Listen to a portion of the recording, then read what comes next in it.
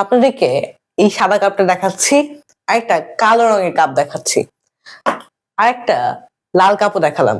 এবার যদি আমি প্রশ্ন করি কোন কাপে চা বা কফি বেশিক্ষণ গরম থাকবে বা কোন কাপে চা বা কফি দ্রুত ঠান্ডা হয়ে যাবে, তাহলে উত্তর কোনটা হবে? কোন কাপটা আসল উত্তর হবে?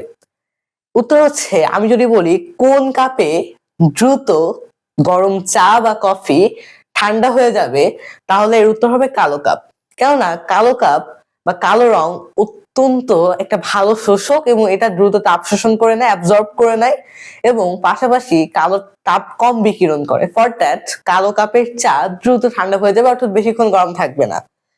এবার যদি প্রশ্ন করি যে কোন কাপে দ্রুত ঠান্ডা হবে না, অর্থাৎ বেশিক্ষণ ধরে গরম পানি, গরম চা বা কফি গরম থাকবে বা উষ্ণ থাকবে, ওয়ার্ম থাকবে, টেম্পারেচারটা হাই থাকবে, সেটার আনসার হবে সাদা কাপ। সাদা কাপ বা হালকা রঙের কালার তাপ কম শোষণ করে এবং বিকিরণও কম করে। ফর দ্যাট সাদা কাপে যদি আমরা চা বা কফি বা যে কোনো গরম জিনিস রাখি, সেটা বেশি সময় ধরে গরম থাকবে, সহজে সেটা ঠান্ডা হবে না। অর্থাৎ এইটা দ্বারা আমরা সহজে বুঝতে পারি। আপনার কোনটা পছন্দ, কোল্ড কফি না হট কফি? কমেন্টে জানান।